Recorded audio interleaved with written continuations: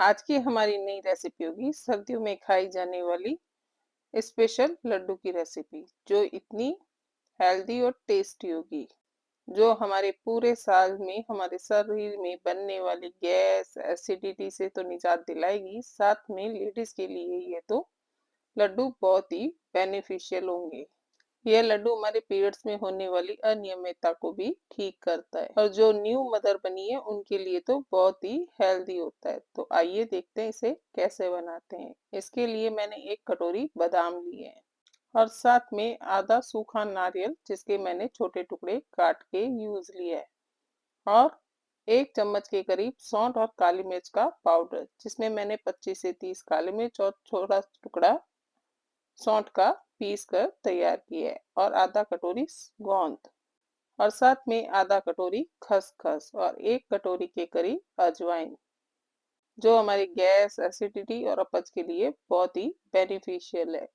और एक कटोरी सिंगाड़े का आटा, आप चाहें तो यहाँ गेहूं के आटे का भी यूज कर सकते हैं, और 2 कटोरी चीनी बूरा, आप चाहें तो यहाँ देसी चीनी की जगह गुड़ का भी यूज कर सकते हैं। अब एक बड़े बर्तन में ये 2 कटोरी चीनी बूरा डालकर इसे ढक कर साइड में रख दें। मैंने इसे पहले छान कर यूज किया है।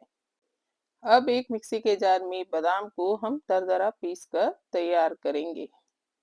जब बादाम पिस जाए तब इन्हें अलग बर्तन में निकाल कर रख लें। अब इसी मिक्सी के जार में मैंने 1 कटोरी अजवाइन को भी पीस लिया है।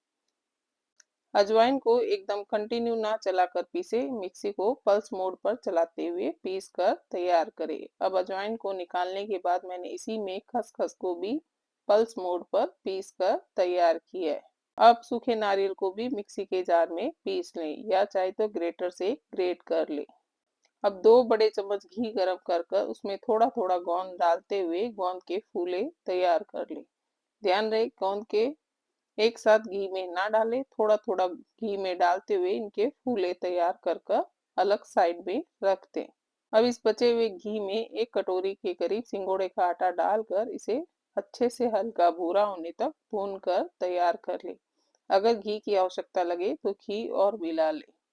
जब आटा सेक जाए तब इसे चीनी बूरे के साथ मिलाकर ढक कर रख दें, जिससे हमारी चीनी भी अच्छे से मेल्ट होकर तैयार हो जाएगी। अब इसी कढ़ाई में 1 बड़ा चम्मच घी गरम कर कर अजवाइन को भी इसमें रोस्ट कर ले। जब अजवाइन में अच्छी खुशबू आने लगे तब तक हमें इसमें भून कर तैयार करना है, और घी की आवश्यकता लगे तो ऊपर से और मिला दे। जब अजवाइन में अच्छी सी खुशबू आने लगे तब इसे भी सिंगोड़े के आटे के साथ मिलाकर ढक कर रख दे, और इसे अच्छे से इस कढ़ाई में फैलाकर रखें। अब 2 बड़े चम्मच के करीब घी को और गरम कर ले। अब इसमें जो हमने खसखस पीस कर तैयार की थी उसे भी 3 से 4 मिनट तक अच्छे से एकदम स्लो गैस पर भून ले। 3 से 4 मिनट बाद इसमें जो हमने बादाम पीसे थे उन्हें भी भून ले। ध्यान रहे 3 से 4 मिनट तक ही हमें बादाम को इसके साथ भून कर तैयार करना है। जब बादाम अच्छे से भुन जाए और खसखस भुन जाए तब इन्हें भी सिंगोड़े के आटे और अजवाइन के साथ मिलाकर अच्छे से इस कढ़ाई में फैला दें, और इसे ढक्कन लगाकर फिर से रख दें।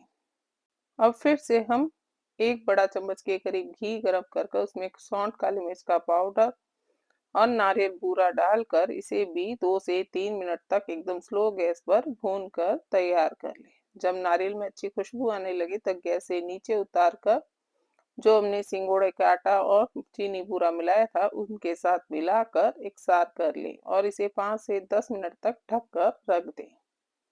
5 से 10 मिनट बाद इसमें जो हमने गोंद के फूले तैयार किए थे वो मिलाकर स्पैचुला की सहायता से एकसार कर लें। ध्यान रहे गोंद के फूले हमें सबसे बाद में इसके साथ मिलाकर तैयार करना है। जब ये सारा मिक्सर मिलकर एकसार हो जाए तब इसके मनचाहे आकार के लड्डू बनाकर तैयार कर ले। इतनी क्वांटिटी में हमारे कुल 10 से 15 लड्डू बनकर तैयार हुए हैं। अब तैयार अजवाइन के लड्डू को आप 1 से 2 महीने तक स्टील के डब्बे में स्टोर कर रख सकते हैं। ये लीजिए हमारे हेल्दी टेस्टी अजवाइन के लड्डू की रेसिपी तैयार है।